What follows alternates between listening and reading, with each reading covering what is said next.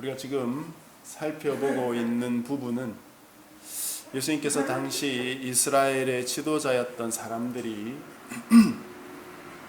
하나님 뜻대로 바르게 살지 않고 가르치지도 않았기 때문에 이들이 더 이상 하나님의 일을 해서는 안 된다, 그렇게 그들에게 종말을 고하고 계신 장면입니다.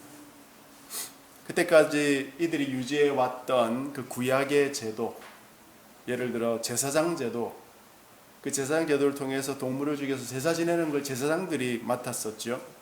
또 서기관들과 랍비들을 통해서 하나님 말씀을 기록하고 가르치도록 해오던 그 전통, 더 나아가서 이스라엘이라는 민족이 온 세계의 제사장 나라가 되어가지고 다른 모든 민족을 하나님께로 이끌던 그 특권, 그것까지 이제 다 종료될 것이다, 그렇게 예수님이 선언하고 계시는 것입니다. 물론 이 모든 것은 하나님의 섭리 아래에 진행되는 것이기 때문에 오늘날 우리야 성경을 보면서 담담하게 그렇게 받아들일 수 있겠지만, 예수님 당시에 영적으로 깨어있는 누군가가 이 말씀을 들었으면 그 두려움이 얼마나 컸겠습니까? 그러나 아마도 그런 사람 그렇게 많지는 않았을 겁니다. 예수님의 제자들조차 이 마지막 주간의 분위기를 제대로 인식하지 못하고 있는 것 같으니까 말입니다. 그러니 어쩌면 예수님의 이 화 선언은 예수님 혼자서 사자후를 바라고 있는 것일지도 모르겠습니다. 오늘날 이 말씀을 대하는 우리도 그 부분에서는 그렇게 큰 차이가 없을 것 같습니다. 우리는 과연 이 예수님의 피를 토하시는 듯한 그 슬픔과 아픔을 어느 정도 공감할 수 있습니까? 차가운 문자로 기록되어 있는 그 2000년 전의 예수님의 열변을 조금이라도 우리가 제대로 들을 수 있으면 얼마나 감사할까요? 얼마 전 제 딸이 그런 이야기를 하더라고요. 올해가 시작된 지 얼마 안 된 것 같은데 벌써 9월이 됐다고 말입니다. 이런 현상은 우리가 느껴보지 못했던 현상일 겁니다. 제가 어릴 때 최고 관심사는 어떻게든 빨리 시간이 가서 어른이 되는 것이었죠. 어린애 취급받는 것도 싫고, 빨리 어른이 되어서 돈도 내가 마음대로 벌고, 또 내가 하고 싶은 것, 사고 싶은 것도 마음껏 사고 싶었던 것이죠. 그런데 시간은 얼마나 느립니까? 신기한 것은 시계는 안 보고 있으면 잘 가는데 보고 있으면 참 지독시리도 안 갑니다. 그죠? 그런 생각으로 어린 시절을 보냈어요. 그런데 이제 얼마 안 된 우리 딸아이의 입에서 시간이 너무 빠르다 하는 그런 이야기를 들으니까 이게 세상이 뭔가 좀 잘못되어 가는 거 아닌가, 그런 생각도 들기도 했습니다. 충분히 뛰어놀고 뒷산에 올라가서 개구리도 좀 잡고 메뚜기도 잡아서 좀 구워 먹어보고 그렇게 살아야 시간이 좀 안 갈 건데, 매일같이 공부와 스마트폰 그 두 가지로 구성된 아주 단조롭지만 굉장히 복잡한 세상을 살고 있으니까 시간이 빨리 간다, 이렇게 느끼는 게 아닐까 싶습니다. 모르긴 몰라도 우리 아이들만의 현상이 아닐 겁니다. 그리고 비단 아이들만의 현상도 아니겠지요. 현대인들이 모두 겪고 있는 현상일 겁니다. 약 한 세기 전에 찰리 채플린이라는 사람이 모던 타임즈라는 그 무성 영화에서 보여준 것처럼 인간은 거대한 톱니바퀴 속에 기계 속에 굴러가고 있는 하나의 톱니바퀴 같은 그런 존재가 되어버린지도 모릅니다. 각박한 세상 속에서 나 자신을 잃어버리고 평생 나를 찾아다니는 삶을 살다가 인생이 끝날지도 모르겠습니다. 부디 우리는 조금 더 빨리 나 자신을 찾을 수 있으면 좋겠습니다. 오늘 본문에서도 여전히 당시 지도자들이었던 서기관과 바리새인들을 향해서 예수님께서 날석에 비판을 하고 있습니다. 그들의 드러난 문제는 하나님 백성들을 지옥 자식으로 만들고 있다는 것이었는데, 그 이유는 그들의 잘못된 가르침에 있었죠. 그런데 이들이 잘못 가르칠 수밖에 없었던 바로 그 근본적인 이유는 이들의 내면에 탐욕과 방탕으로 가득 차 있었기 때문이었습니다. 그러니 이들이 외식하며 살게 되었던 거죠. 겉으로는 멀쩡하게 보이지만 속이 다 문드러져 있으니까 자기 자신을 잃어버리고 하나님의 길도 잃어버린 채 살아가고 있었다 이겁니다. 오늘 본문에도 그 비판이 이어지고 있습니다. 27절을 보십시오. 화 있을진저 외식하는 서기관들과 바리새인들이 회칠한 무덤 같으니 겉으로는 아름답게 보이나 그 안에는 죽은 사람의 뼈와 모든 더러운 것이 가득하도다. 이와 같이 너희도 겉으로는 사람에게 옳게 보이되 안으로는 외식과 불법이 가득하도다. 구약 성경의 민수기나 레위기를 보면은 시체나 뼈, 무덤 이런 것들을 부정한 것으로 지정했기 때문에 만지지 못하게 되어 있습니다. 지금 이 예루살렘은 유월절 절기를 앞두고 있지요. 예수님의 생애 마지막 주간 금요일이 바로 유월절입니다. 그래서 그 금요일 날 십자가에 돌아가신 예수님을 우리가 유월절의 어린 양이라고 그렇게 해석을 하거든요. 따라서 지금 예루살렘은 각지로부터 유월절을 지키기 위해서 올라온 수많은 사람들로 인해서 아주 붐볐을 겁니다. 그 요세푸스라는 역사학자의 말에 의하면 아마 이 당시에 예루살렘에 모인 사람이 수만 명이 됐을 것이다, 그렇게 추측을 합니다. 여러분, 예루살렘 성전에 올라가 보면 그 성전이 그렇게 크지 않아요. 뭐 한 몇천 명만 있으면 아마 바글바글 할 정도로, 그 정도 크게밖에 되지 않습니다.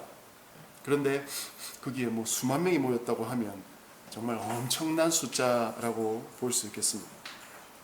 이 많은 사람들이 각 타지로부터 왔기 때문에 아무것도 모르고 길을 지나가다가 만약에 무덤을 만지거나 부정을 입게 되면, 그럼 그렇게 힘들게 유월절 제사를 지내기 위해서 멀리서 온 것이 물거품이 될 수 있었겠죠. 그래서 유월절 기간마다 무덤에 석회칠을 이렇게 새롭게 해 놓았다고 합니다. 보기만 해도 아, 이건 무덤이구나 해서 피할 수 있도록 그렇게 해 놓았다 이 말입니다. 그렇다면 지금 예수님과 예수님의 말씀을 듣던 사람들 옆에 그렇게 많이 떨어지지 않은 곳에 말끔하게 새로 회칠한 그런 무덤들이 많이 보였을 겁니다. 그걸 보시면서 예수님 지금 말씀하고 계신 거예요. 겉에서 볼 때는 깔끔하게 회칠이 되어 있으니까 아, 보기 좋다, 아름답구나, 그렇게 생각할 수 있지만 그 안에는 무엇이 있다고요? 뼈와 시체가 가득한 곳이 바로 무덤 아닙니까? 바로 이런 무덤처럼 서기관들과 바리새인들이 그렇다. 겉모습은 옷도 갖춰 있고 사람들이 아유 랍비님, 선생님 하면서 인사도 부르고 하니까 번지르하게 보이고 멋져 보일 수 있지만 그들의 속은 외식과 불법이 가득하다. 죽은 뼈다귀밖에 없다.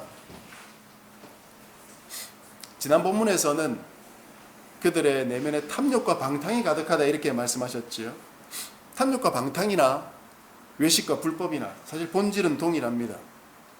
하나님의 거룩한 백성이라는 그 목표를 잃어버리니까 방탕하게 되는 것이고, 갈 길을 몰라 방탕하니까 여기저기 다니면서 막 이것저것 다 채우니까 탐욕이 가득하다 이렇게 말씀드리지 않았습니까?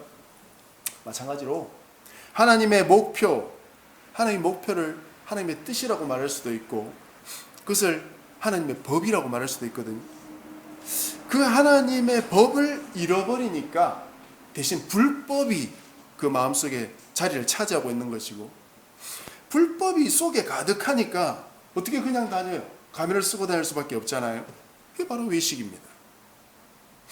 겉으로 보이는 부분은 신경을 많이 씁니다. 옷도 잘 입고 다니고, 경문띠, 저번에 말씀드린 거 있죠? 이 시커먼 띠 같은 걸 팔에 이렇게 감고 다니는 겁니다. 그런 것도 잘 메고, 머리에도 조그만 이 상자 같은 거 달고 다니고, 옷 끝에 매다는 그런 것도 잘 달고, 키파 모자 같은 것도 이 사람들이 쓰고 다니고. 그렇게 차려입을 거는 겉으로 멀쩡하게 차려입었는데 속은 엉망이라니까. 속을 가꾸고 자신의 내면을 새롭게 하고 바로잡는 데는 마음을 쓰지 않고 정성을 들이지 않은 것입니다.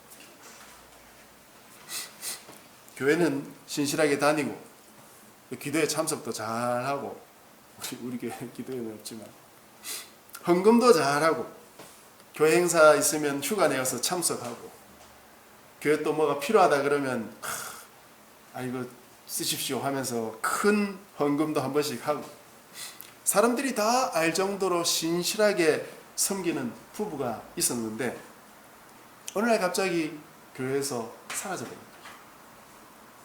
제가 사역해 오던 교회 중에 이런 가정을 2가정을 만났습니다. 뒷소문을 들어보니까 여기저기 돈을 많이 빌려가지고 갚아야 되는데 갚을 능력이 안 되니까 그냥 참석해버렸다더라고요. 사람들이 그분들의 겉모습에 현혹돼서 아마 믿을만하다 해서 돈을 많이 빌려줬던 모양입니다. 뭐 살다 보면 어려워지고 그러면 돈을 빌릴 수도 있습니다. 그러나 그렇게 했다면 어떻게 해서라도 갚으려고 노력해야 되고, 그게 안 된다면 어떤 방법이라도 강구를 했어야지. 잠적해버리면 어떻게 됩니까? 왜 이들이 그렇게 이 사람 저 사람에게 돈을 빌리면서 살았을까요? 아마도 남들이 나를 어떻게 볼까? 남들이 우리 집을 어떻게 볼까?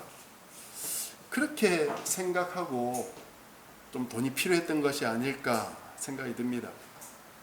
아마 그들의 기준은 남들의 눈이 아니었을까? 하나님이 아니고 말입니다. 평생 남들 눈치만 보고 살면은 아주 비참한 인생이 됩니다. 아무것도 남는 것이 없는 삶으로 끝나게 돼요. 한평생을 살았는데 남는 게 아무것도 없다. 그러면 얼마나 비참하겠습니까? 겉모습만 번듯하게 꾸미고 속을 하나도 꾸미지 못한 사람은 비참한 사람입니다. 하나님께서 어디를 보시겠어요? 우리의 겉모습 보겠습니까? 사람들에게 인사받고 웃고 좋은 이야기 많이 하고 나서 뒤돌아서서는 그 사람 욕하고, 사람들이 인정받기 위해서 교회에서는 온갖 아양을 떨고 좋은 사람인 척해도 사실은 자신이 아닌 가면을 쓰고 사는 사람은 스스로가 굉장히 비참하게 느낄 수밖에 없어요. 그런 삶을 이 당시 지도자들이 살고 있었다 이거예요. 근데 그게 끝이 아닙니다. 이들이 한 걸음 더 나아가 29절에 보면은 이들은 선지자들의 무덤을 만들고 의인들의 비석을 꾸미면서 이렇게 말했답니다. 만일 우리가 조상 때에 있었더라면 우리는 그들이, 이 의인들이 우리 조상들이 선지자의 피를 흘리는데 참여하지 아니하였으리라. 우리가 옛날에 살았더라면 의인들 안 죽였을 텐데. 이스라엘 백성들이 선지자들을 죽여봤다는 사실은 아주 잘 알려진 사실입니다. 몇 장만 앞으로 넘겨도 우리가 마태복음 21장에서 그런 내용을 보았죠. 포도원 농부 비유, 여러분 기억하실 겁니다. 한 주인이 포도원 만들고 동부들에게 맡기고 멀리 떠났는데 추수 때 열매 받으려고 자기 종들 여러 번 보내고 마지막에 자기 아들까지도 보냈는데 다 죽여버렸다는 내용이었지요. 이스라엘 백성들은 하나님께서 보내신 하나님의 사람들, 선지자들, 의인들, 제사장들 죽여왔어요. 그런데 지금 자기 자신들은 그런 적 한 적 없다 하면서 우리 조상들이 잘못했구나. 자기 조상들 탓하고 있어요. 그리고 선지자들과 의인들의 무덤과 비석을 만들어가면서 안타깝다 하면서 그들을 기리고 있다는 것이에요. 그리고 이들의 겉모습만 보면은 선지자들과 의인들의 무덤을 기리고 있으니까 얼마나 이 사람들이 참 이 죽은 분들을 존경했었나 그렇게 보이지 않습니까? 그런데 여기서도 이들이 외식하고 있다는 사실을 주님은 간파하셨죠. 이들이 겉으로는 선지자나 의인들을 기리는 척하지만 그들과 동시대 의인이었던 세례요한을 이들은 내쳐버렸습니다. 또 지금 선지자로서 말씀을 전하고 있는 예수님을 이들은 받아들이지 않아요. 자신들이 선지자들을 귀히 여기고 받아들이는 사람들이라면 어떻게 요한과 예수님께 그럴 수 있겠습니까? 그것이 다가 아니라 여러분 아시다시피 사도행전 몇 장만 넘기면 이제 이들이 스데반을 돌로 쳐서 죽이고 요한의 형제 야고보도 죽이고 바울도 여러 번 죽이려고 했고 바울을 못 죽여서 못 죽인 것이지 여러 번 죽이려고 했죠. 그리고 그 이외의 수많은 의인들을 계속해서 죽여요. 이 사람들이.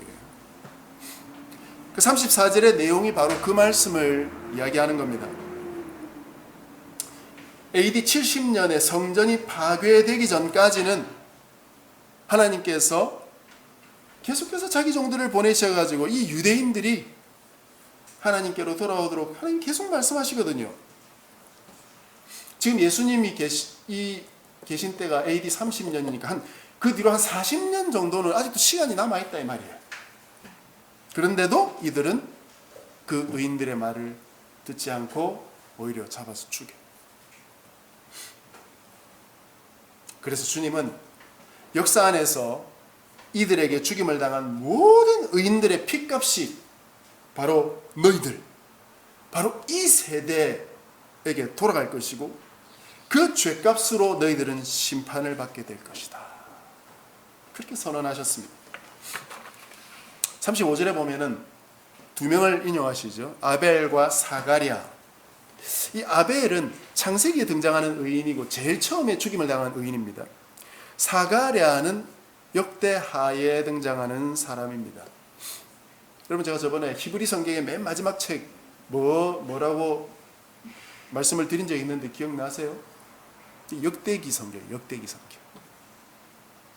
그래서 지금 여기 등장하는 언급된 두 사람은 이스라엘 백성들이 죽인 제일 첫 번째 의인부터 맨 마지막 의인을 예수님께서 말씀하신 것이고, 그래서 이들을 사이에 있었던 모든 의인까지 다 합해서 이 의인들을 죽인 모든 악행의 죄값이 모두 너희들에게, 이 세대에게 돌아가게 될 것이다.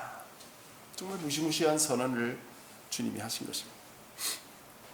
이들이 자기들은 선지자들 기리고 존경한다 그렇게 겉으로 하고 있지만 사실은 자기 조상들하고 아무런 다를 것이 없는 살인자들인 것이에요.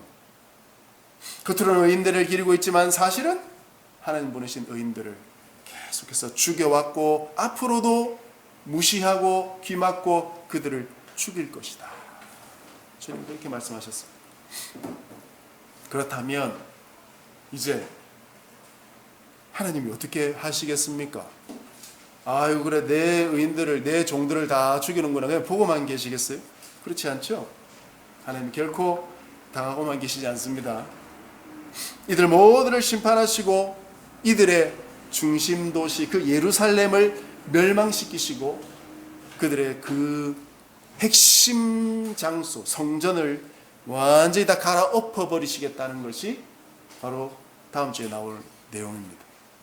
그 내용을 우리가 다음 주에 좀 살펴보십시다. 내용을 좀 정리하면서 우리 자신에게 좀 적용을 좀 생각해 보십시다. 왜 당시 지도자들은 겉과 속이 이렇게도 달랐을까요? 왜 외식하고 가면을 쓰고 살았습니까? 어쩌면 굉장히 단순한 이야기일 수 있습니다.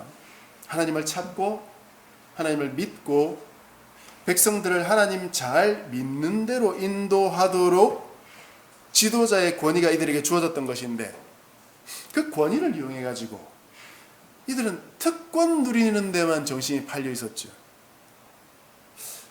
특권도 필요할 때 누릴 수 있습니다. 그러나 특권 누리라고 그 지위를 주신 게 아니죠.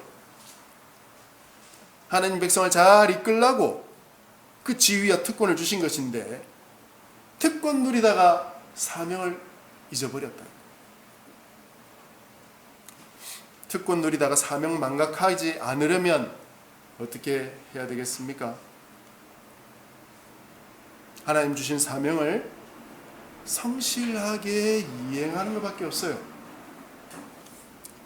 하나님이 내게 주신 사명이 뭐냐 생각해보고 그 사명을 내가 성실하게 오늘날 이행하면서 순종하며 살아가는 삶, 그것 잘 해가면 됩니다. 여러분, 나의 사명은 뭡니까? 혹시나 여러분 중에 아직 나의 사명이 뭔지 잘 모르겠습니다, 그런 분들이 있다면 고민하지 마십시오. 여러분, 저도 역시 저의 사명을 아직도 찾아가고 있어요. 완성된 게 아닙니다. 아마 우리가 죽을 때까지 그럴 겁니다. 여러분 보시기에는 제가 목사이고 설교도 하고 성경도 가르치고 주중에 아이들 가르치는 것으로 사명이라는 게 확정된 게 아닌가 그렇게 보일지 모르겠습니다만 겉으로는 그렇게 보이겠죠. 그러나 제 안에서는 제 설교자로서 내가 도대체 어떤 설교를 해야 하는가? 하나님께서 내게 주신 나만의 것은 도대체 무엇인가? 나는 어떻게 하면 다른 잘 나가시는 그런 목사님들 흉내내지 않고 하나님 내게 주신 나만의 설교, 내 입으로만 나올 수 있는 그 설교할 수 있을 것인가? 그것이 저의 고민입니다. 그래서 저는 지금 대학원 다닐 때보다 어떻게 보면 좀 더 제대로 공부를 하고 있는 것 같아요. 그 양이 많지는 않을지라도 교회사나 또 교리에 대한 것이나 성경에 대한 것이나 정말 다양한 분야에 관심을 가지고 있게 되었고, 또 다른 나은 설교자, 또 나은 목사가 되기 위해서 그렇게 공부를 해야 되겠다는 생각을 가지고 지금 하고 있다 이겁니다.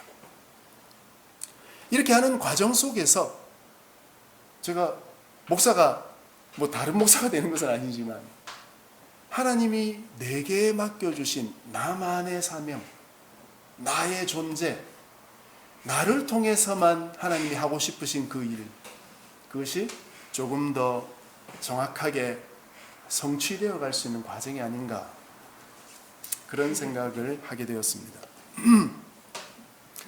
여러분의 사명은 뭡니까? 무엇으로 하나님은 여러분을 하나님의 사명으로 이끌고 계십니까? 교사로서요? 간호사로서요? 또는 취준생으로서요? 그 안에서 하나님께서 나를 온전한 사명으로 이끌어가고 계신다는 사실을 여러분이 잊지 마십시오.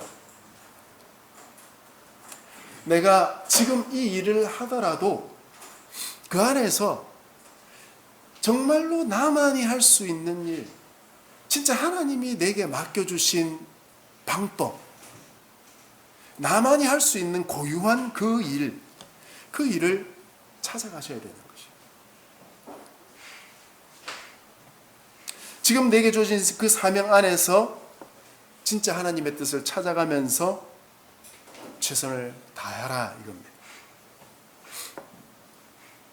그렇게 내 사명에 진지하게 응할 때 비로소 하나님께서 나를 이 땅에 만드신 그 온전한 목적에 부합한 삶을 살 수 있게 될 줄로 믿습니다. 말씀 맺겠습니다. 여기저기 기웃거리지 마시고 하나님이 내게 주신 사명 안에서 나의 최선을 다하면서 살아가십시다. 그러면 하나님을 온전히 만나고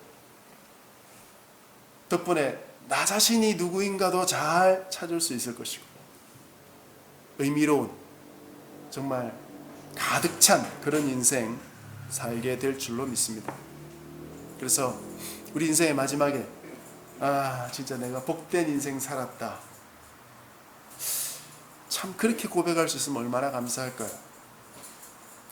그렇게 고백할 수 있는 우리 모두가 되시기를 주님의 이름으로 간절히 축복합니다.